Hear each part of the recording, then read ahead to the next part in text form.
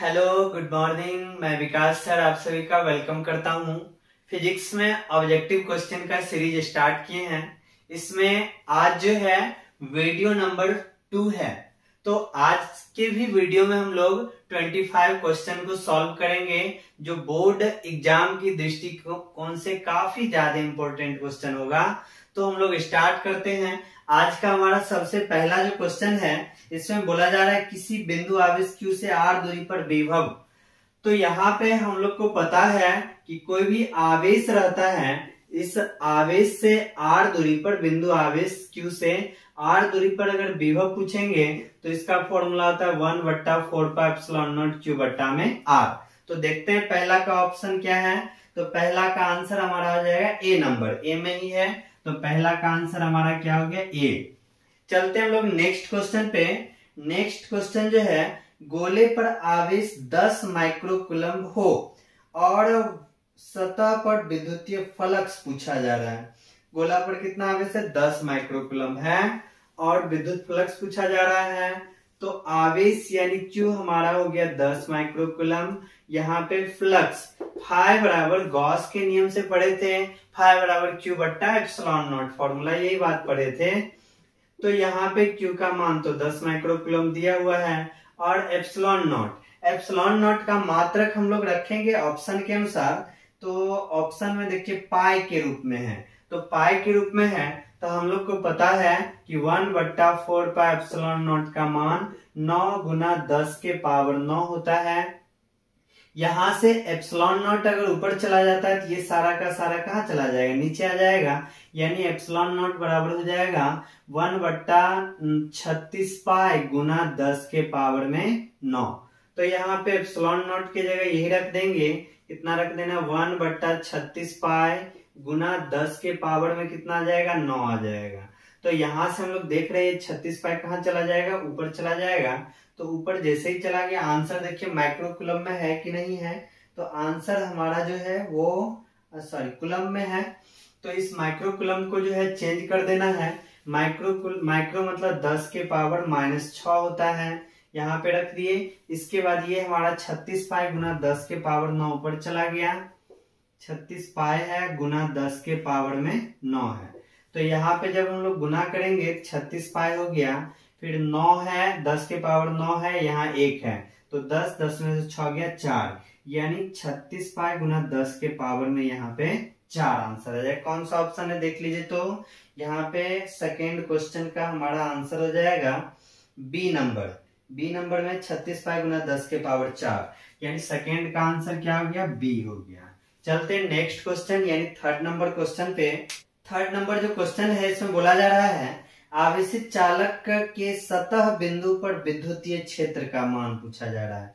यानी आवेशित चालक के सतह पे, तो सतह पे तो हम लोग को पता है आवेशित चालक का अगर सतह रहेगा तो यहाँ पे Q बट्टा में सिग्मा बट्टा एप्सिलॉन नॉट गॉस के नियम से पढ़े थे, गॉस के नियम का अनुप्रयोग में पढ़े थे।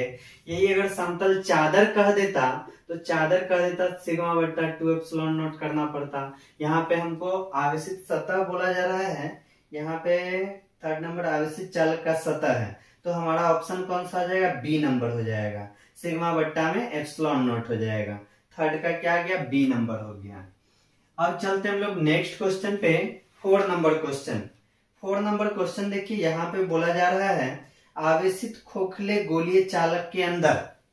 तो यहाँ पे हम लोग पढ़ चुके हैं कि खोखला गोला के अंदर अगर विद्युतीय क्षेत्र यानी विद्युतीय तीव्रता का मान पूछा जाता है तो वो कितना आ जाता है, 0 आ जाता है।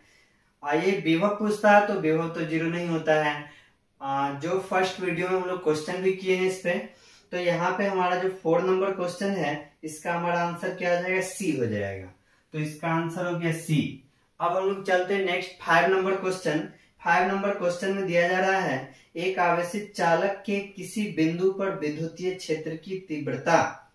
तो चालक के किसी भी बिंदु पर विद्युतीय क्षेत्र की तीव्रता का जो डायरेक्शन होता है वो क्या हो जाता है, सतह पर लंबवत हो जाता है। यानी हमारा 5वां का जो क्वेश्चन है, 5वां नंबर, उसका भी आंसर क्या आ जाएगा, बी नंबर हो जाएगा। अब हम लोग चलते हैं नेक्स्ट क्वेश्चन, 6ठा नंबर। 6ठा नंबर क्वेश्चन देखिए क्या कहा जा रहा है, किसी आवेशित चालक के भीतर विद्युतीय क्षेत्र और विद्युतीय विभव का मान आवेशित चालक के भीतर, तो भीतर में विद्युतीय क्षेत्र का मान क्या हो जाएगा, शून्य हो जाएगा, लेकिन विद्युत विभव का मान शून्य होगा नहीं होगा। तो यहाँ पे शून्य और समरूप, यानी हमारा जो 6 नंबर क्वेश्चन है उसका आंसर क्या हो गया, बी नंबर हो गया। 6 का क्या हो गया, बी। अब हम लोग चलते हैं नेक्स्ट 7 नंबर क्वेश्चन पे। 7 नंबर क्वेश्चन में बोला जा रहा है एक ये चालक पदार्थ से बने असीमित आवेशित पतली चादर, तो यहाँ पे आवेशित चादर आ गया। तो यहाँ पे विद्युत तीव्रता का क्या फॉर्मूला, सिग्मा बट्टा में 2 एप्सिलॉन नॉट। कौन सा ऑप्शन हो जाएगा, यानी हमारा सी नंबर ऑप्शन हो जाएगा। 7वां का क्या हो गया, सी नंबर। चलते हैं हम लोग नेक्स्ट क्वेश्चन 8वां नंबर। 8 नंबर में देखिए क्या कहा जा रहा है, 2 कूलम्ब आवेश है और एक बिंदु से दूसरे बिंदु तक ले जाने में 20 जूल कार्य करता है। तो यहाँ पे विभवांतर यानी भी का मान निकालना है। तो हम लोग 8वां नंबर क्वेश्चन है, यहाँ पे भी का फॉर्मूला हम लोग पढ़े W बट्टा में Q। तो W कितना कार्य कहा जा रहा है, यहाँ पे 20 जूल है। और कितना आवेश है, कार्य कितना हो गया, 20 जूल हो गया। आवेश कितना, 2 कूलम्ब है। तो यहाँ पे 2 से भाग लगा दिए तो कितना आ जाएगा, 10 वोल्ट। हमारा आंसर 8वां का हो गया 10 वोल्ट। खोजते हैं 10, यहाँ पे ए नंबर, तो 8 का कितना आ जाएगा, ए आ जाएगा। फिर हम लोग चलते हैं नेक्स्ट क्वेश्चन 9 नंबर है। 9 नंबर में पूछा जा रहा है कौन सदिश राशि है, वेक्टर सेलेक्ट करना है। आवेश के बारे में तो जान रहे, अदिश है, स्केलर है, धारिता भी स्केलर है, अदिश है, विद्युत धारा भी अदिश राशि है। तो हमारा विद्युत क्षेत्र यानी विद्युत क्षेत्र की तीव्रता कौन सा राशि है, सदिश राशि है, वेक्टर क्वांटिटी। सदिश कोई कारक खोजने के लिए, तो 9 नंबर का आंसर हमारा क्या हो गया, सी। 9 नंबर का आंसर क्या हो गया, सी। चलते हैं नेक्स्ट क्वेश्चन हमारा 10 नंबर। 10 में बोला जा रहा है विद्युत क्षेत्र में किसी विद्युत द्विध्रुव को घुमाने में किया गया कार्य। तो घुमाने में किया गया कार्य का फॉर्मूला हम लोग पढ़े हैं, W बराबर PE into 1 minus cos theta. तो यहाँ पे 10 नंबर का हमारा आंसर क्या हो जाएगा, ए हो जाएगा। 10 नंबर का आंसर क्या हो गया, ए। चलते नेक्स्ट क्वेश्चन 11 नंबर। 11 में बोला जा रहा है किसी दी गई दूरी पर 2 इलेक्ट्रॉन के बीच क्रियाशील गुरुत्वाकर्षण बल और विद्युतीय बल, यानी 11 नंबर क्वेश्चन में कह रहा है इलेक्ट्रॉन हमारा है, यहाँ पे इलेक्ट्रॉन का एक गुरुत्वीय बल और यहाँ पे विद्युतीय बल दिया हुआ है। तो गुरुत्वीय बल का फॉर्मूला हम लोग को पता है, Fg बराबर होता है Gm1 m2 बट्टा में r स्क्वायर, और विद्युतीय बल जो है इलेक्ट्रॉन के लिए 1 बट्टा 4 pi epsilon not Q1 Q2 बट्टा में r स्क्वायर। तो इलेक्ट्रॉन है, यहाँ पे कह रहा है क्वेश्चन में हमारा Fg बट्टा में Fe निकालने के लिए यही कहा जा रहा है। तो यहाँ पे सबका मान हम लोग रख देंगे तो हमारा आंसर आसानी से आ जाएगा।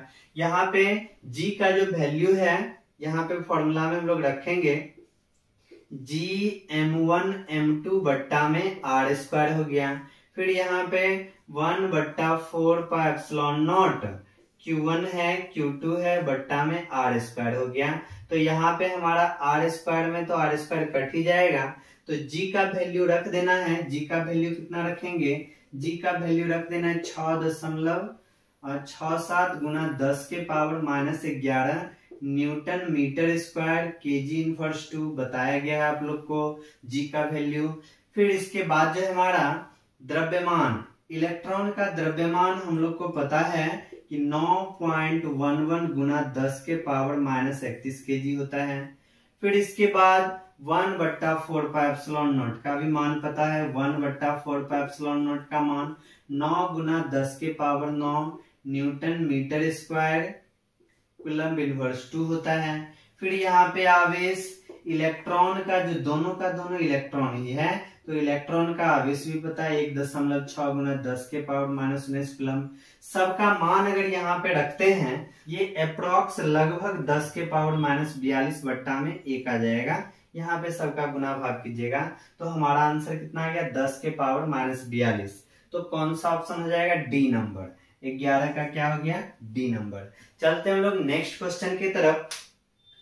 इस क्वेश्चन में पूछा जा रहा है विद्युत द्विध्रुव की स्थित ऊर्जा का महत्तम मान जब द्विध्रुव आघूर्ण और विद्युत क्षेत्र के बीच का कोण हो, यानी कितने एंगल पे विद्युत स्थितिज ऊर्जा का मान महत्तम होगा। तो यहाँ पे हम लोग को पता है विद्युत स्थितिज ऊर्जा का फॉर्मूला जो होता है -P cos थीटा। तो यहाँ पे महत्तम चाहिए, मैक्सिमम चाहिए, तो मैक्सिमम पाने के लिए हम लोग को पता है cos 180 डिग्री का मान जो होता है -1 होता है। अगर यहाँ पे हम लोग cos 180 डिग्री अगर रख देते हैं तो cos 180 डिग्री का मान कितना आ जाएगा -1।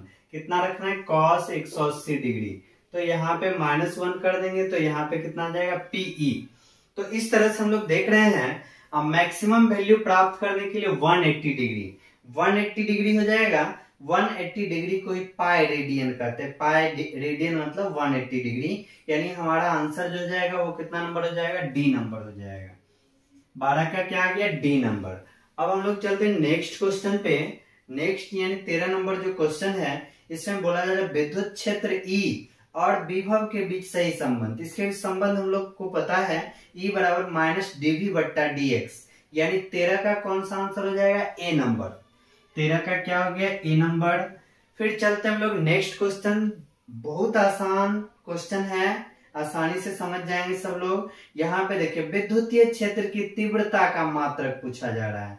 तो तीव्रता का मात्रक आवेश तो कूलम्ब का हो गया, कूलम्ब हो गया आवेश का, बल का यहाँ पे न्यूटन बल का हो जाता है, वोल्ट है विभव का हो जाएगा।